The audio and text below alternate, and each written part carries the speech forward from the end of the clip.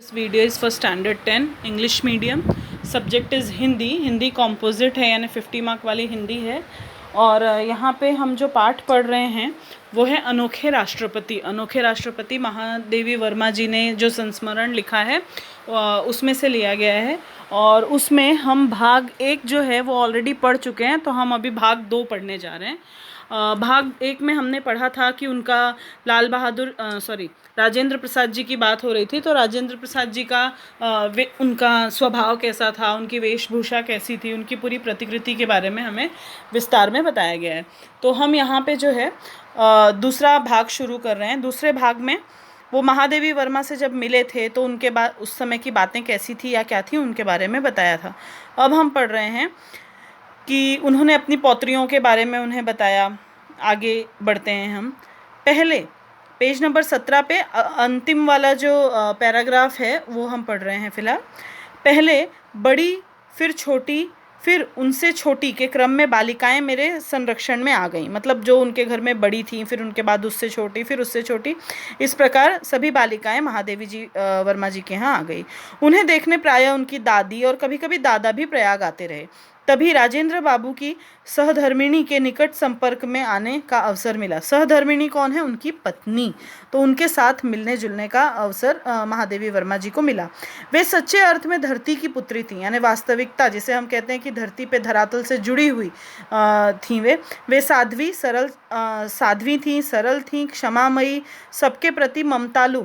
ममतालु का मतलब क्या है? ममता भरा व्यवहार था उनका. और असंख्य संबंधों की सूत्रधारिणी थी, जैसे बहुत रिश्तों को उन्होंने जोड़े रखा था. तो इस प्रकार का उनका व्यक्तित्व था. ससुराल में उन्होंने बालिका वधू के रूप में पदार्पण किया. संभ्रांत जमींदार परिवार की परंपरा के अनुसार उन्हें घंटों सिर नीचा करके एकासन बैठना पड़ता था.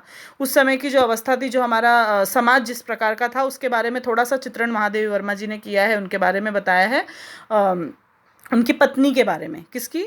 राजेंद्र प्रसाद जी की. तो ससुराल में जब वो बालिका वधू, पहले बहुत कम उम्र में शादी भी हो जाया करती थी, तो बालिका वधू के रूप में वो आई थी. और संभ्रांत जमींदार परिवार मतलब अच्छे खासे अमीर ज़्यादा टाइप लोग होते हैं, काफ़ी कुछ भरा पूरा होता है उनके यहाँ. और उस समय के परिवार में उन्हें घंटों सर नीचा कर एकासन बैठना पड़ता था. परिणामतः उनकी रीढ़ की हड्डी इस प्रकार झुक गई कि युवती होकर भी वे सीधी खड़ी नहीं हो पाती थी. मतलब हमेशा झुके रहने के कारण रीढ़ की हड्डी का जो आकार होगा, जो शेप होगा, वो वैसा ही होगा. बालिकाओं के संबंध में राजेंद्र बाबू का स्पष्ट निर्देश था कि वे सामान्य बालिकाओं के समान बहुत सादगी और संयम से रहें. मतलब ऐसा नहीं था कि क्योंकि वे राष्ट्रपति हैं तो कुछ स्पेशल ट्रीटमेंट, ऐसा उनके साथ नहीं था. उन्हें एकदम समझदार जो सामान्य बालिकाएं होती हैं उसी तरह उन्हें रहना था. वे खादी के कपड़े पहनती थीं. उन्हें वे स्वयं ही धो लेती थीं. उनके साबुन तेल आदि का व्यय भी सीमित था. मतलब उनके साबुन तेल ऐसा नहीं कि बहुत महंगी चीज़ें वो इस्तेमाल करती थी, बहुत ही कम खर्च वाली चीज़ों वो इस्तेमाल करती थी. कमरे की सफाई, झाड़ पोंछ, गुरुजनों की सेवा आदि भी उनके अध्ययन के आवश्यक अंग थे. मतलब पढ़ाई के साथ साथ इन चीज़ों का भी ध्यान, जिस कमरे में वे रहती थी उसकी साफ़ सफाई, झाड़ पोंछ करना, गुरुजनों की सेवा करना, ये सब पहले के समय में इंक्लूड था. पढ़ाई लिखाई के साथ इन चीज़ों का भी उतना ही महत्व था. उस समय स्वतंत्रता संघर्ष के सैनिकों का गंतव्य जेल ही रहता था. मतलब ज़्यादातर जो स्वतंत्रता के लिए लड़ रहे हैं उन सभी लोगों का गंतव्य, यानी उनका जो डेस्टिनेशन होता था, वो उन्हें कहाँ जाना होता था? जेल में ही जाना होता था. अतः प्रायः किसी की पत्नी, किसी की बहन, किसी की बेटी विद्यापीठ के छात्रावास में उपस्थित होती थी. मतलब अक्सर कोई ना कोई वहाँ छात्रावास में आ जाती थी. ठीक है. उसके बाद दिया है, देश स्वतंत्र होने के उपरांत उनमें से कुछ दिल्ली चली गईं और कुछ विशेष योग्यता प्राप्त करने के लिए अंग्रेजी विद्यालयों में भर्ती हो गई. मतलब कुछ जो थी वो दिल्ली चली गई आगे की पढ़ाई करने के लिए या अन्य कार्यों के लिए, और कुछ जो थी वो विशेष योग्यता के लिए अंग्रेजी पढ़ने वाले जो विद्यालय थे उनमें भर्ती हो गई. केवल राजेंद्र बाबू अपवाद रहे. अपवाद यानी क्या होता है? उसको हम एक्सेप्शन बोलते हैं. यानी जो सबके साथ हुआ वो उनके साथ नहीं. मतलब जो जनरली जो लड़कियां ट्रांसफर हो गई, बट इनकी जो राजेंद्र बाबू थे उनके घर की जो बालिकाएं थी वे वहीं रहीं. उनके भारत के प्रथम राष्ट्रपति हो जाने के उपरांत मुझे स्वयं उनकी पौत्रियों के संबंध में चिंता हुई. मतलब तब तक वो, ये जब इंसिडेंट बता रही हैं, तब तक वो राष्ट्रपति नहीं थे. ठीक है. लेकिन जब वो राष्ट्रपति बन गए तो थोड़ी सी उनके पौत्रियों के प्रति चिंता हुई. वो भी उन्हें नहीं, किसे हुई? महादेवी वर्मा जी को होने लगी. उनका स्पष्ट उत्तर मिला महादेवी बहन, दिल्ली मेरी नहीं है, राष्ट्रपति भवन मेरा नहीं है। मतलब भले ही वो राष्ट्रपति थे, लेकिन वो तो कुछ समय के लिए थे ना, तो जितने समय के लिए थे केवल उतने समय के लिए ही वो भवन उनका हो सकता था। अंधकार से मेरी पौत्रियों का दिमाग खराब न हो जाए, अहंकार से मेरी पौत्रियों का दिमाग खराब न हो जाए, तुम केवल इसकी चिंता करो। मतलब ऐसा ना हो कि वे दादाजी राष्ट्रपति बन गए हैं तो इसलिए पौत्रियों का जो व्यवहार है वो कुछ बदल जाए। इसका ध्यान रखने की हिदायत किसे दी गई? महादेवी वर्मा जी को। वे जैसे रहती आई हैं उसी प्रकार रहेंगी। कर्तव्य विलास नहीं, कर्मनिष्ठा है। कर्तव्य जो है, जो हमारी ड्यूटी है, वो विलास नहीं। विलास का मतलब भोग विलास हम कहते हैं कि थोड़ा ऐश करना, थोड़ी चीज़ों का ज़्यादा यूज़ करना, वो सब नहीं करना है, बल्कि कर्मनिष्ठा, अपनी चीज़ों में ही, अपने कार्य में, अपनी जिम्मेदारियों में ही डिटर्मिनेंट रहने को कर्मनिष्ठा कहते हैं। उनकी सहधर्मिणी में भी किसी प्रकार का परिवर्तन नहीं हुआ। मतलब राष्ट्रपति बनने के बावजूद उनके पत्नी के अंदर कोई परिवर्तन नहीं आया। जब राष्ट्रपति भवन में उनके कमरे से संलग्न रसोई घर बन गया तब वे दिल्ली गईं और अंत तक स्वयं भोजन बनाकर सामान्य भारतीय गृहिणी के समान पति, परिवार तथा परिजनों के को खिलाने के उपरांत स्वयं अन्न ग्रहण करती। मतलब जो एक ट्रेडिशनल जो हमारे समाज की जो तरीका था वो उसी चीज़ को वो फॉलो करती। ठीक है, खुद खाना बनाना, राष्ट्रपति को तो काफ़ी लोग मिले होते हैं, नौकर वगैरह, लेकिन वो सब उनके काम में नहीं था। ठीक है, उस विशाल भवन में यदि अपने अद्भुत आतिथ्य की बात न कहूं तो कथा अधूरी रह जाए। मतलब इतना बड़ा घर था, उसमें आतिथ्य यानी इनकी जो, इनको बुला के जो इनको मान सम्मान दिया गया उसके बारे में वे बता रही हैं। बालिकाओं की दादी ने मुझे दिल्ली आने का विशेष निमंत्रण तो दिया ही, साथ ही प्रयाग से सिरकी से बने 1 दर्जन सूप लाने का भी आदेश दिया। सूप आप लोग जानते होंगे, गांव में गेहूं वगैरह साफ करने के लिए उसका प्रयोग किया जाता है, तो वो भी लाने के लिए उनको कहा गया। उन्होंने बार बार आग्रह किया कि मैं उनके लिए इतना कष्ट अवश्य उठाऊं, क्योंकि फटकने पछोरने, अगर जो नॉर्थ इंडिया के होंगे वो जानते होंगे कि किस प्रकार गेहूं को जो है सूप में उछाला जाता है, उसे फटकने पछोरने कहते हैं। तो उससे सिरकी के बने सूप उन्हें बहुत अच्छे लगते थे उसके लिए। ठीक है, लेकिन कोई लाने वाला नहीं मिलता था।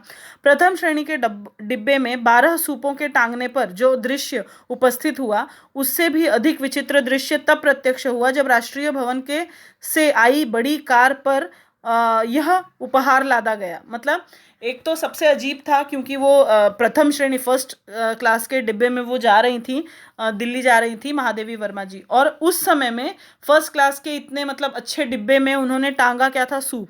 तो वो लोगों के लिए एक देखने वाली विचित्र सा दृश्य हो गया था।